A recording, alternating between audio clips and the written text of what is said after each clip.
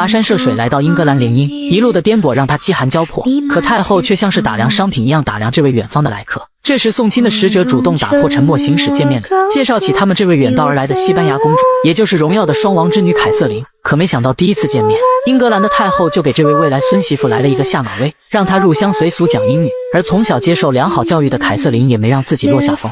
I speak English perfectly well, and I'm not a child.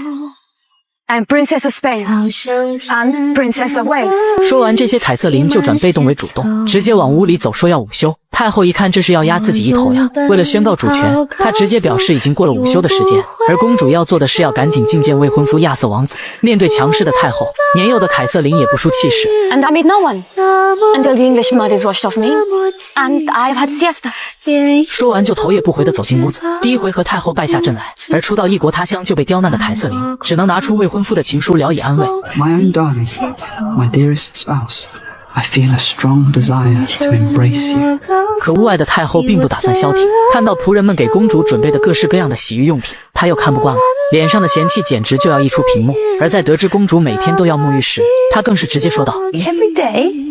Nonsense, once a week will serve her just the same as everybody else. 对此侍女只能尴尬而又不失礼貌的回敬，说为了适应这里，公主已经抛弃了原有的很多习惯，言语之间都在透露公主身份高贵，来到这里已经是属于下家。但太后却不管这些，甚至还要将护送公主的西班牙士兵安排在马厩里睡觉。然而他们荒唐的行为并没有结束，舟车劳顿的凯瑟琳好不容易躺下休息，门外就传来了急促的敲门声。尽管侍女一再表示公主睡下了，但对方却依旧不管不顾，因为敲门的正是英格兰的国王，此番前来也是为了一睹未来儿媳的芳容。这样的见面方式属实让凯瑟琳觉得唐突，但碍于对方的身份，也只能让侍女迅速为他更衣。可急性子的国王却等不及，不断在门外催促。而凯瑟琳在戴好头纱后，这才命侍女将国王请进房间。此刻的她依旧不失公主的风范，向未来的公公行礼，但英格兰国王却简单粗暴。Please remove your veil. 可这却不符合西班牙的习俗，因为新娘在结婚前是不能揭开面纱见人的，但国王却让她入乡随俗，既然嫁过来了，就要以英格兰的习俗为准。没办法，凯瑟琳只能妥协，揭开面纱露出真容。而在亲眼目睹儿媳的容貌后，国王也终于放下心来，因为公主的长相远远超过预期。接着他又让凯瑟琳准备一下面见未来的丈夫亚瑟王子。这次凯瑟琳没有拒绝，于是在梳妆打扮一番之后，她又带着紧张与不安的心情来见这位一直与她有着书信来往的王子。要知道在这一路的颠簸中，王子的书信可是给了她不少的安慰和支撑。可没想到笔友见面竟是翻车现场，心中的白马王子竟然长这样，这明显不在凯瑟琳的审美范围内，但她也并没有气馁，或许那人有着一颗有趣的灵魂吧。随后他们就来到公园散步，可没想到亚瑟王子竟一路无言，凯瑟琳只好用聊天器主动打破沉默，但对方的木讷却让她觉得货不对版。 You are more caring in your letters. You said that you would cherish me and keep me safe. 亚瑟一听瞬间变了脸，因为他从未与凯瑟琳通过信。在得知公主回过信之后，他更是来了情绪，直接抛下凯瑟琳就独自离开了。光是这样还不算，他甚至还跟姑姑抱怨凯瑟琳回信的行为实在是轻浮，他感觉本应该纯洁无瑕的未婚妻不干净。太子的反应就连姑姑也很无奈。而凯瑟琳在经历一系列莫名的敌意之后，皇宫内终于出现第一个对她示好的人，那就是哈利王子，未婚夫亚瑟王子的弟弟。哈利的关心与问候让凯瑟琳感觉到了久违的亲切，她本以为这是个好的开端，可没想到下一秒就打脸了。I'm glad that you want to kiss my neck. 原来写情书给她的竟是自己未来的小叔子，这让要嫁给亚瑟的凯瑟琳心里一下变得五味杂陈。洞房之夜，新郎显得有些拘谨不安。这时新娘贴心地向丈夫主动发出邀请，可男人的神情却让人捉摸不透。他没有说话，而是机械地朝着床头走近。或许新郎也在做心理建设吧，毕竟两人的结合也是因为政治需要。只是来到床上，他却一个劲地往床头挪。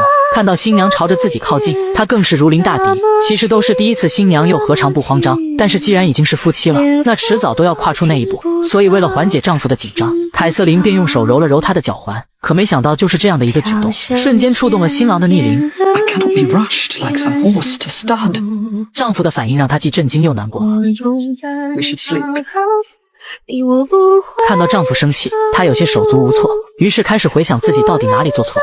原来是在两人初次见面的时候，凯瑟琳为了活跃气氛提起未婚夫写给自己的情书，可这却让对方瞬间变脸，因为他压根没写过信，甚至在得知情书的内容时，来了情绪的他当场抛下未婚妻就走了。凯瑟琳这才知道与自己书信来往的竟是未来的小叔子，她意识到丈夫是因为吃醋而闹脾气，于是在整理好心情后就安静地躺在了旁边。新婚之夜就这样相安无事。次日一早，亚瑟王子打开房门，就发现弟弟哈利前来吃瓜。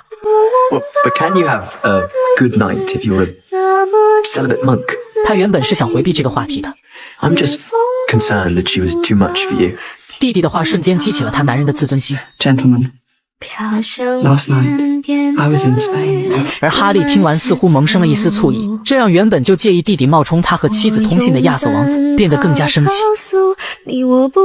为了庆祝这对新婚夫妻的结合，国王和皇后为儿子和儿媳送上祝福，希望这对新人不负英格兰和西班牙的希望，早日诞下皇室继承人。听到这里，两人都有些心虚，因为新婚之夜的情况他们心知肚明。而一旁的哈利王子看着嫂子的眼神，明显是有些不清白。随后国王又举办了宴会，初来乍到的凯瑟琳显得有些拘谨。这时亚瑟王子一改往日扭捏的形象，在众目睽睽之下大步走到妻子面前，绅士地邀请她共舞。大家都在等着吃瓜，凯瑟琳小声表示还不会跳这里的舞，可亚瑟却不愿在众人前失了面子，说这是双人舞。没办法，凯瑟琳只能硬着头皮上。一旁的婆婆也露出了满意的笑容。步入舞池的凯瑟琳再次表达她没法跳，可亚瑟王子却根本不搭理。在婆家人的注视下，凯瑟琳只能像个小丑一样附和，跟着人群笨拙地跳舞。而一向外放的哈利王子却在舞池中如鱼得水，看在眼里的国王和王后夫妇俩生怕儿子失了分寸。这时站在舞池中的凯瑟琳也有些为难，而哈利也似乎注意到了她的窘境，于是直接冲到嫂子身边，将她原地抱起来举高高。这换做任何女孩恐怕都有点上头吧。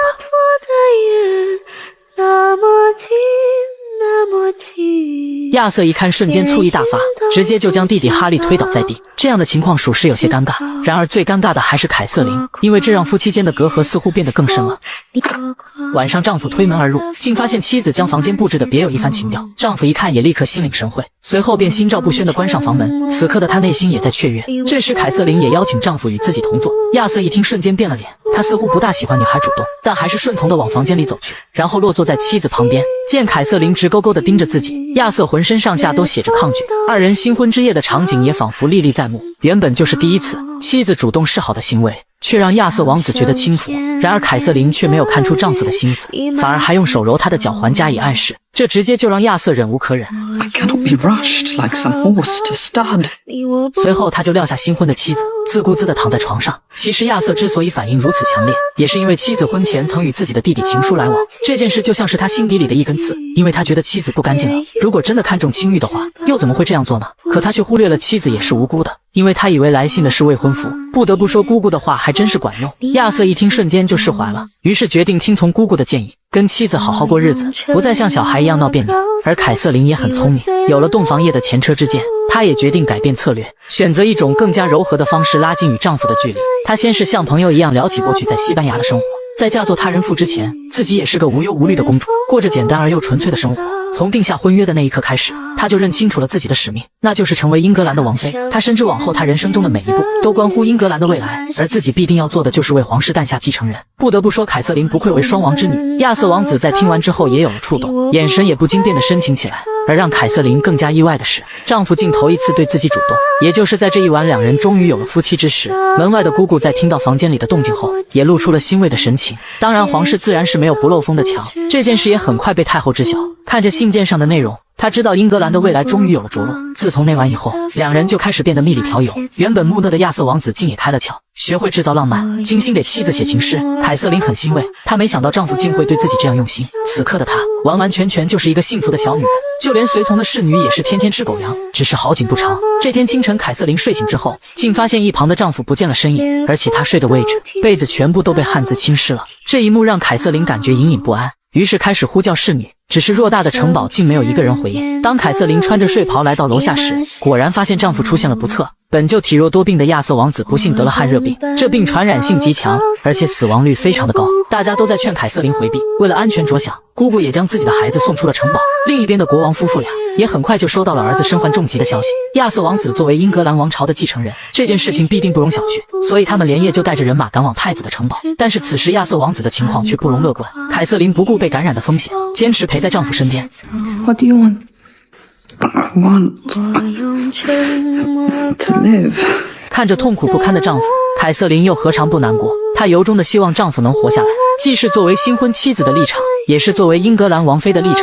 然而上帝却没有眷顾这位年轻的王子。当国王夫妇俩快马加鞭赶到儿子的城堡时，一直伺候太子的姑姑脸上正写满了悲伤，而王后的心中似乎也有预感。虽然没有人说一句话，但是王后却已经知道了答案。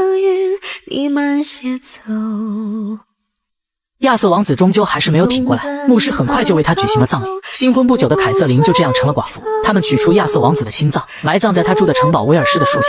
此刻所有人都沉浸在悲痛之中，但是除了悲伤，国王更关心另外一件事，那就是凯瑟琳在这期间到底有没有怀上子嗣。因为一旦没有的话，就意味着英格兰与西班牙的政治联姻将戛然而止，而皇位继承人的位置也将落到另一个人的身上，那就是国王夫妇的二儿子哈利王子。女人刚结婚就成了寡妇，陪嫁的侍女负责为她哭丧。婆家人听到后立刻变了脸，因为他们从未见过这样的情景。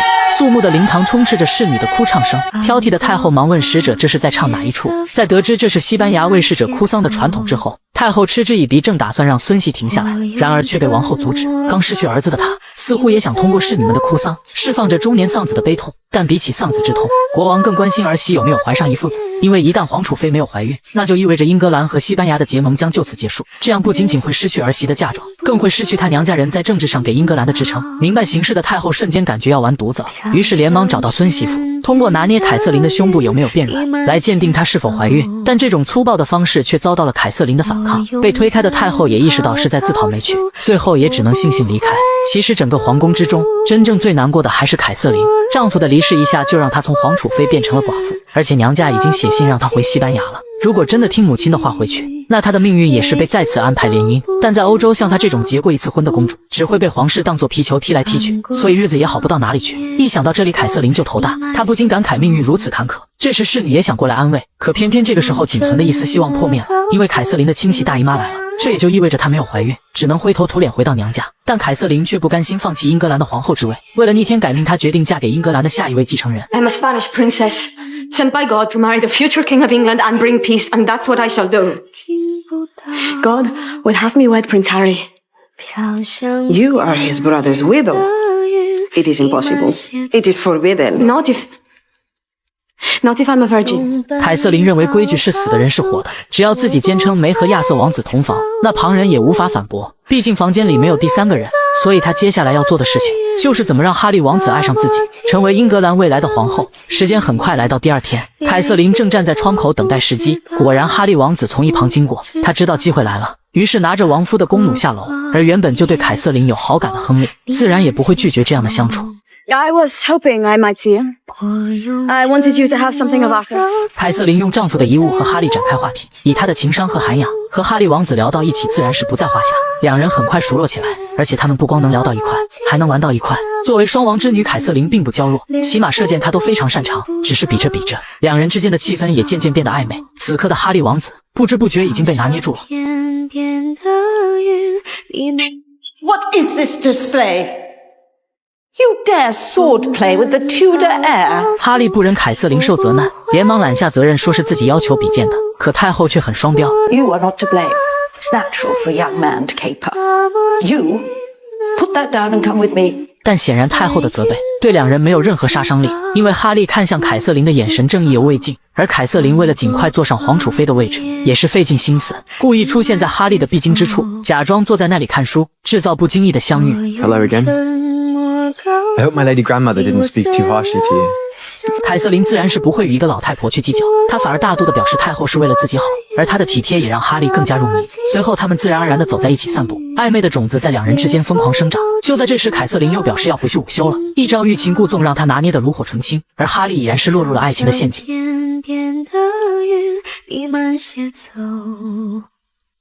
听说当男人爱上一个人的时候会变得幼稚，哈利就是一个活生生的例子。看到侍女给凯瑟琳端洗澡水，他竟然一时心血来潮，将手插进温热的装水盆里。侍女看到后一脸懵逼，不知为何意，但哈利却陶醉地吸吮着手指上的洗澡水，仿佛是在品尝一颗甜蜜的果实。墙角的凯瑟琳看到这一幕，知道大鱼上钩了，侍女们则在为哈利的幼稚而发笑。凯瑟琳明白时机已经成熟，于是趁着与哈利散步的时候，准备重拳出击。她故意在哈利面前伤感表示，是时候回到娘家西班牙了。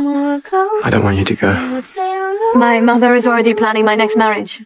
Though, in God's eyes, it will be my first marriage. 一听这话，哈利瞬间来了精神。You're first. 凯瑟琳却为难地表示自己不想对王兄说不敬的话，但她的态度反而激起了哈利的兴趣。这时凯瑟琳便开口说瞎话， Because he couldn't.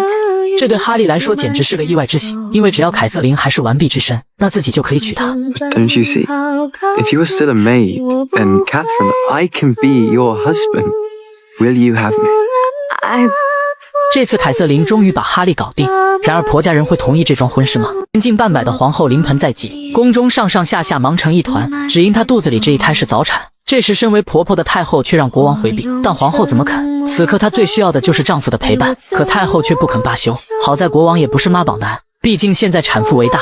皇后的惨叫声充斥着整个皇宫，尽管前面已经有过3次分娩的经历，但这次的情况却异常凶险，因为皇后是在受到刺激后而早产。原来在此之前，孕晚期的皇后还安然无恙，可偏偏这时哈利王子来添堵，他竟罔顾人伦要娶自己的亲嫂子，而且还让父母赐婚，这样的要求皇后怎肯答应？哈利王子可是堂堂英格兰皇室的继承人，怎能娶哥哥的遗孀？要娶也是娶一个没有结过婚的公主，但哈利却表示嫂子与王兄没有夫妻之实，所以娶凯瑟琳自己并不吃亏，而且现在国内形势动荡不安，与作为西班牙公主的嫂子结合，正好可以解决燃眉之急。听到儿子这么一分析，国王也觉得很有道理，正准备同意这门亲事，但这却直接气到了怀胎8月的皇后，所以才有了开头的这一幕。经过连续几个小时的痛苦分娩，她终于生下了一个小公主，只是刚一落地就没了气息。而此时的皇后也正因为生产而大出血，再加上丧女之痛，她的身体更承受不住了。一旁的国王只能祈求妻子平安挺过这一关，但此时皇后的情况却不容乐观，她如同回光返照一般，看到了被自己亲手处死的弟弟。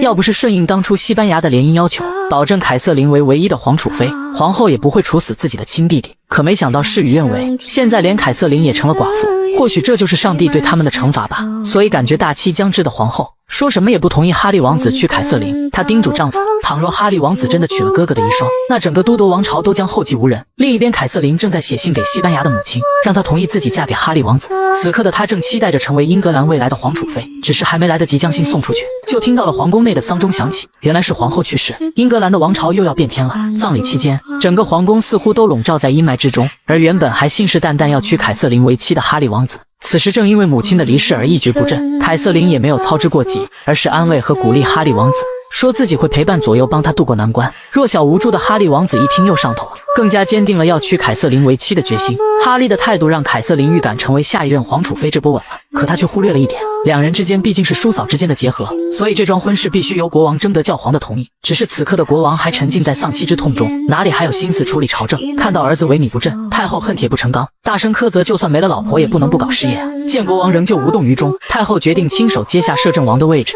新官上任3把火，太后接手国事的第一件事就是先平定国内的叛乱，安排好国事之后，接下来就要处理家务事了。可以说自打第一次见面，太后对孙媳凯瑟琳就没有好感，现在手里有了权力，她自然是有仇必报。于是她冲进孙媳的房间，凯瑟琳一看就知道来者不善，但还是保持她一贯的礼貌和教养。太后索性也不兜圈子了，直接表明不同意凯瑟琳和哈利王子的婚事，这让原本以为能稳坐太子妃的凯瑟琳措手不及。但更下头的是，太后还下了逐客令，让凯瑟琳哪里凉快哪里待着去。 I'm the Dowager Princess of Wales.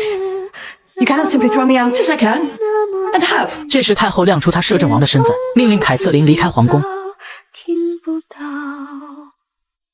不光如此，太后还打起了凯瑟琳嫁妆的算盘。因为国库空虚，没有资金打仗，她就让律师想方设法将孙媳妇的嫁妆占为己有。不得不说，太后还真是老狐狸，用得上人家的时候就是孙媳妇，用不上的时候就当作不守妇道的寡妇。而律师在翻阅法典之后，表示可以让凯瑟琳陪嫁的士兵上前线，这样既能省征兵的开销，又能节约财力物力。太后一听两眼放光，表明再也没有比这更好的主意，这件事情就这么定下来了。而另一边被赶出皇宫的凯瑟琳，正沦落到肮脏凌乱的街头，她大概也没想到自己会有这么一天吧。可即便如此，也没有打消她成为下一任皇储妃的决心。她与侍女在一间破旧的旅馆落脚，随时等待着逆风翻盘的机会。果然不久后，哈利王子就不请自到，看到心上人被奶奶赶出宫，夹在中间的他只能打哈哈。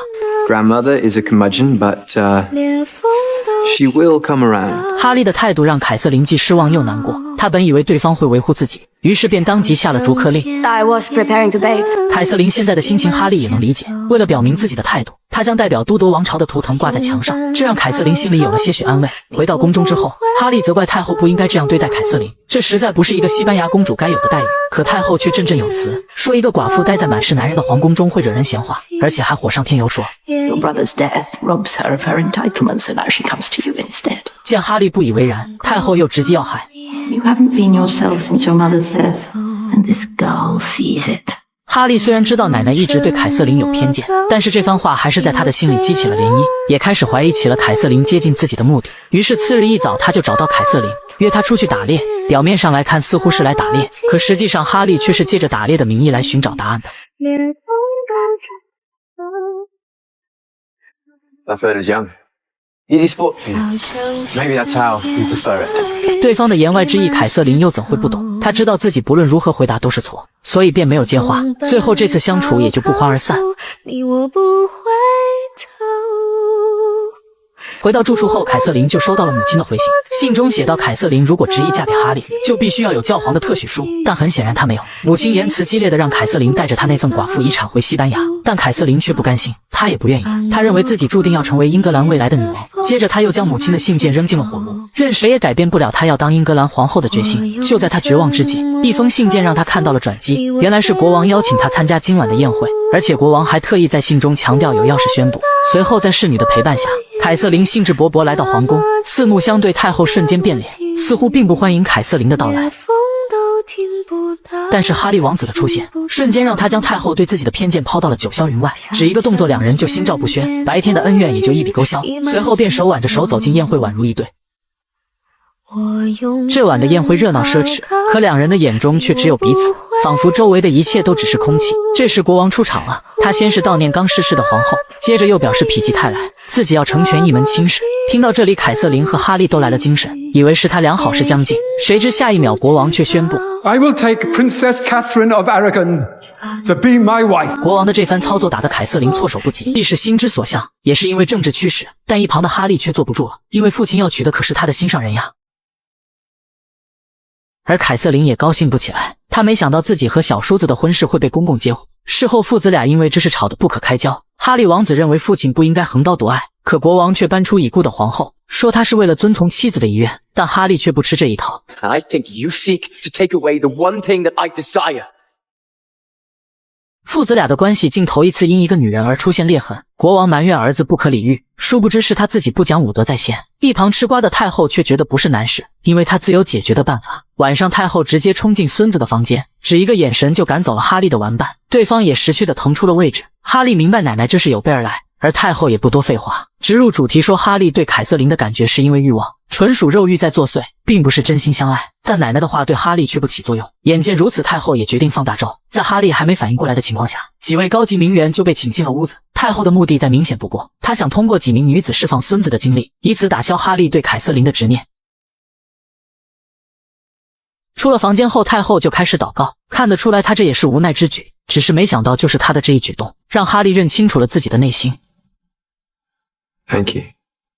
But what I feel is of the heart. If she wants my father, I will step aside. But if she wants me, I will fight him. 太后没想到小丑竟是他自己，因为哈利对哥哥遗孀的痴情程度远远超过他的认知。他从未想过这样的事会发生在自己身上，公公竟然要娶自己为妻，凯瑟琳实在不知道该怎么办。就在这时，小叔子哈利登门拜访。Harry.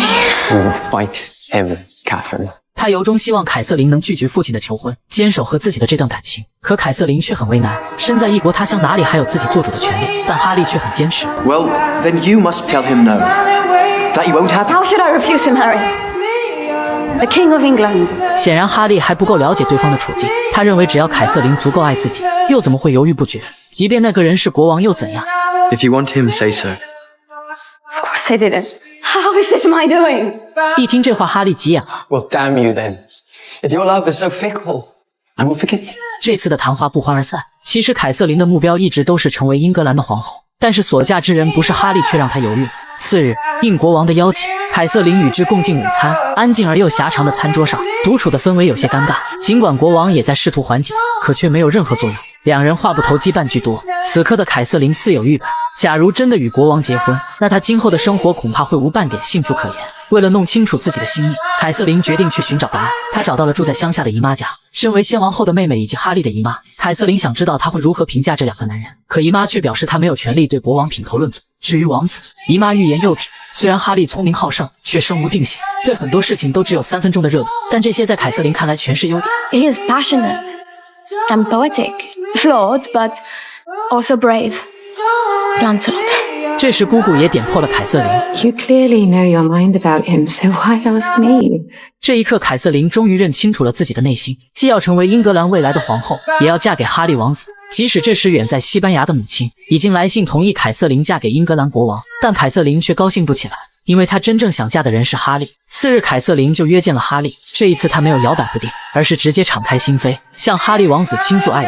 看到凯瑟琳表态，哈利终于松了一口气，两人也在这一刻确定了彼此的情谊。接着，凯瑟琳又主动求见了国王。为了成全自己与哈利的婚姻，她并没有从私人感情出发，而是利用皇室最在乎的利益展开分析。假如国王娶自己是为了与西班牙联盟，那么100年之后继位者就是哈利，这也意味着两国的联盟就此结束。所以要想联盟长久下去，最好的办法就是让他与哈利成婚。而国王在权衡利弊之后，似乎也动摇了。果然，次日国王就当众收回了要娶凯瑟琳的话，而且还同意了哈利与凯瑟琳的婚事。不过有2个前提，第一是这桩婚事必须得到教皇的批准，第二是让凯瑟琳的母亲将另一半的嫁妆送过来。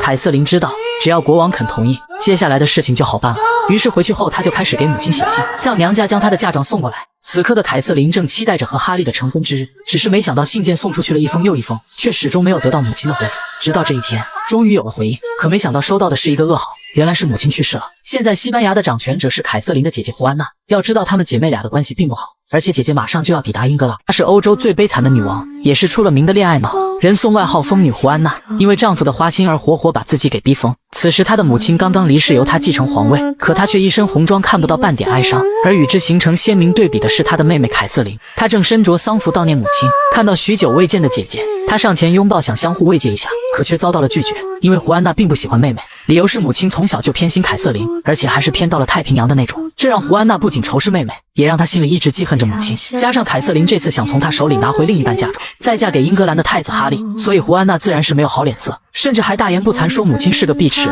为了拿到嫁妆，凯瑟琳并没有正面刚，姐妹俩的会面就这样不欢而散。当天的晚宴上，胡安娜作为西班牙的新任女皇，受到了贵宾级别的款待。国王为了攀上高枝，也是一个劲的往上凑。反观凯瑟琳则备受冷落。看到心上人的处境，哈利心疼坏了，于是穿过人群来到她身边，先是为凯瑟琳母亲的离世而表示难过，这让凯瑟琳心里有了些许安慰。只是母亲的离世，也让凯瑟琳与哈利的结合成了难题，因为姐姐胡安娜不愿意拿出凯瑟琳的另一半嫁妆，而哈利的家人也因为凯瑟琳地位大不如从前，决定取消这门亲事。听到这里，凯瑟琳心凉了一截，但好在哈利表示不论怎样都不会动摇娶凯瑟琳为妻的决心。可就在这时，国王过来了，他不让儿子继续说下去，即便哈利对凯瑟琳情根深重，也拗不过父亲的威严，最后也只能和凯瑟琳告别。重新回到聚会上，看到自己的姐姐被国王一家包围，凯瑟琳明白，要想成全自己与哈利的婚事，就只能从姐姐身上入手。等到晚宴结束后，凯瑟琳终于找到了机会与胡安娜单独相处。她本想聊一聊嫁妆的问题，可却被姐姐打断。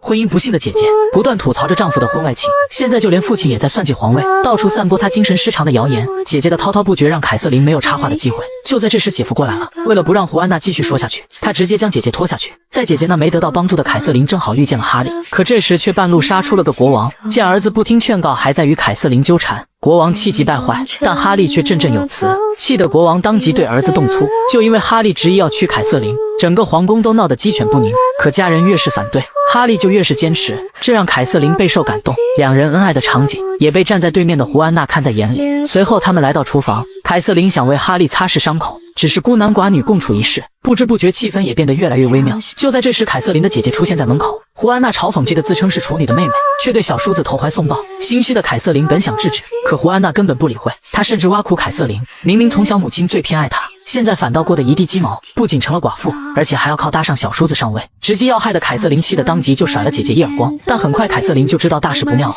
You're mother's daughter after all. Your dowry is dead.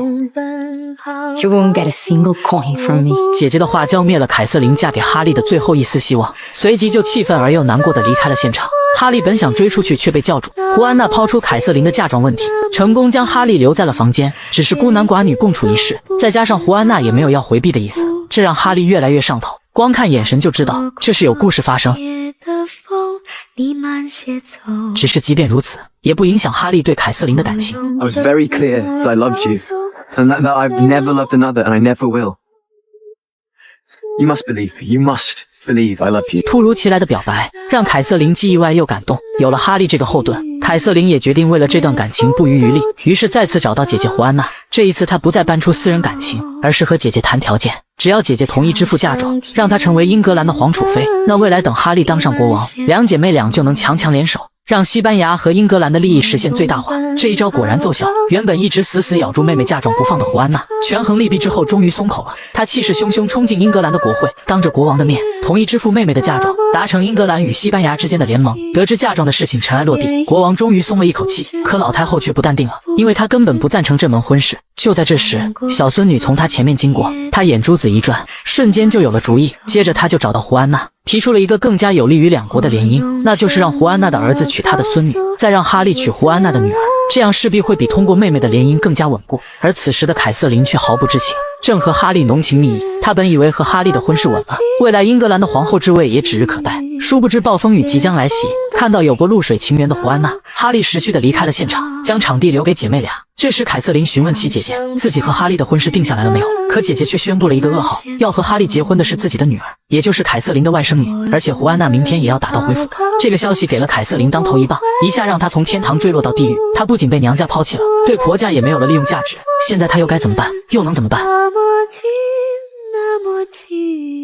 孤立无援的公主独坐在船上，浩瀚无际的大海只有她一人。此刻她迫切地想要寻找一个依靠，可前面等待她的却是万丈深渊，汹涌的海水正要将她淹没。但好在这只是梦一场，不过又这何尝不是凯瑟琳现在的处境呢？为了不让她与哈利王子结婚，太后决定送出刚满10岁的小孙女与西班牙联姻，只为斩断凯瑟琳与哈利之间的瓜葛。可怜的小公主还没有意识到自己的婚姻只是一场交易，而另一边凯瑟琳也被下了逐客令，太后正在派人驱赶她，让凯瑟琳赶紧回到娘家西班牙。只是生性要强的她怎么肯？随后凯瑟琳就来找太后理论，明明国王已经同意了她和哈利的婚事，为什么还要派人驱逐自己？听到这里，太后一声冷笑，直言哈利王子要娶的是凯瑟琳的外甥女，也就是埃莉诺公主，而且正在前往西班牙准备联姻。这个消息给了凯瑟琳当头一棒，她不敢相信哈利会弃自己而去，更不愿意相信太后的话。抱着最后一丝希望，她又找到了国王。对于这个大儿子的遗孀，国王还是给予了相应的尊重，不过也只是仅此而已。凯瑟琳自知她现在的身份已经对皇室没了价值，于是想用真心让国王成全她和哈利的婚事。国王虽然能理解凯瑟琳的处境，但却也不妨碍她拒绝这门亲事。毫无疑问，凯瑟琳吃了闭门羹。对于与哈利之间的这段感情，似乎一直都是凯瑟琳独自战斗，因为此时的哈利正在祈祷。虽然他还没有去西班牙联姻，虽然他也爱着凯瑟琳，但他的心里已经开始有了动摇。唯一让他不安的是，如果自己娶艾莉诺公主，那凯瑟琳该怎么办？另一边，凯瑟琳再次被太后的人驱赶。Catherine, I mean you no offense, but your time at court, it's behind you. I wish to see the Prince of Wales. The prince is gone. He will be married. The longer you stay here, the more you will demean yourself. 可即便困难重重又毫无头绪，凯瑟琳心里却从未打过退堂鼓。而太后也不是吃素的，她不断派人过来施压，只为让凯瑟琳知难而退。此刻的凯瑟琳仿佛陷入了绝境，没办法见到哈利的她，只能毫无意义的坚持。夜深人静的时候，她写信给哈利，以此缓解内心的苦闷。只是写好的信却没一封能到哈利的手上。我用沉默告诉你我见不到心上人的凯瑟琳，做梦梦见的都是哈利。这一刻，她真的期盼太久太久了。可是正当她要倾诉情长的时候，哈利却告知准备放弃这段感情，丝毫不顾及伤心绝望的自己。连风都听不。然而就在凯瑟琳最无助的时候，事情终于迎来了转机。远在西班牙的父亲来信说，姐姐胡安娜因为丈夫的去世而变得疯魔，现在已经不适合处理国事。为了西班牙的安定，父亲已经接过了统治者的位置。父亲的来信改变了凯瑟琳的处境，也让她手里有了筹码。第二天，凯瑟琳直接来到会议室。现在的她不再是凯瑟王子的遗孀，而是西班牙的大使。她当众宣告西班牙王室已经易主，新国王正是自己的父亲。这不仅意味着凯瑟琳又恢复了嫡公主的身份，还意味着姐姐胡安娜和太后达成的联姻也不算数。况且新国王也答应为凯瑟琳置办嫁妆，撮合她与哈利的婚事。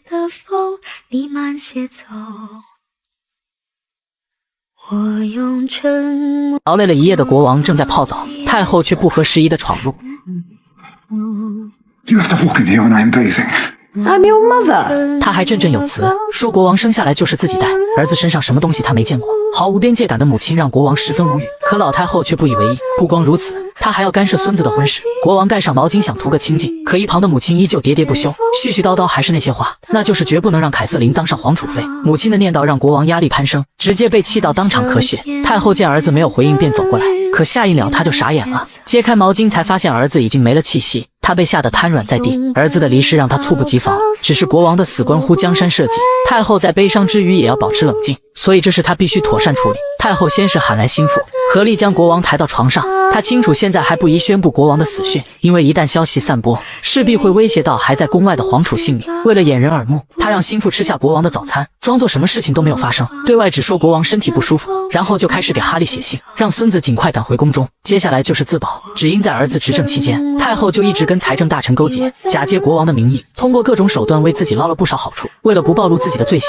他又喊来了财政大臣达德利，将所有与之有关的文件搜罗出来交给对方，让达德利带回家中，一切等他的指示。可没想到，就在达德利前脚刚离开，后脚太后就召开了枢密会，将所有的罪行与自己撇得一干二净，让队友当背锅侠。因为证据都在达德利家中，为了斩草除根，太后还要赶在哈利回宫之前将其处决。在场的官员没有一个人反对，因为这事他们也曾参与。可怜的达德利就这样被抓上了刑场，而要取他性命的人，正是他当初呕心沥血服务的太后。狠心的太后手拿文件，将一桩桩一件件莫须有的罪责安在达德利身上，而被死死按在断头台的达德利只能向众人吼出真相，说他所做的一切都是受到太后的旨意。可即便如此，也逃不过他当替罪羊的命运。太后当即下旨，让刽子手行刑。太后本以为自己能瞒天过海，殊不知百密中有一疏，原来此前士兵在处理国王的洗澡水时，发现了一块带血的手帕，而这时太后正好行色慌张从他面前经过，差人给宫外的皇储哈利送信。敏锐的士兵瞬间预感到不对劲，而他又刚好与凯瑟琳身边的侍女交好，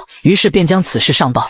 I think the king is dead. 凯瑟琳一听就知道翻身的机会来了，为了防止太后作妖，她决定要在哈利回宫前与之见面。随即三人便骑马赶往哈利回宫的必经之路。也许是上天眷顾凯瑟琳，果然就截住了正往宫里赶的哈利。God save the king. What is this? Your father passed into God's mercy, Your Grace.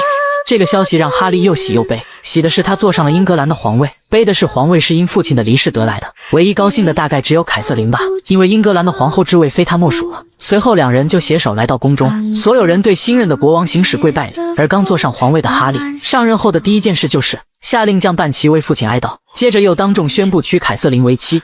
Princess Catherine is to be your queen. Be sure the palace knows it. 然而一向喜欢作妖的太后，会让他俩的婚事得逞吗？一群人将孕妇放在床单上翻滚，只因少女在分娩时遭遇难产，为了让胎儿尽快出来，接生婆采用了这种方式，最后孕妇搭上半条命，终于将婴儿生下。这就是太后在生国王时的经历。当年的场景仿佛历历在目，只是没想到物是人非，现在竟落得一个白发人送黑发人的结局。此刻的国王已经离开了人世，继位者是孙子亨利8世，而且还要娶一个他讨厌的女人当王后。强势惯了的太后怎会容忍这种事情发生？于是直接冲到儿子的灵堂，想和亨利谈一谈他的婚事。当然新娘并不是凯瑟琳，不过太后却高估了自己的权威，因为亨利表示要为父亲守夜。听到这里，太后索性也不绕圈子了。 You pledged to your father that you would marry Princess Eleanor. 但此刻刚当上国王的亨利已经不再是那个被轻易操控的小男孩，说他心意已决，非凯瑟琳不娶，而且还质问太后为何如此心急，要赶在自己回宫前处死财政大臣达德利。全身上下嘴最硬的太后当然不承认，甚至理直气壮说自己是替天行道。这样的鬼话，亨利自然不肯相信。本想和奶奶继续理论，却被一旁的凯瑟琳制止，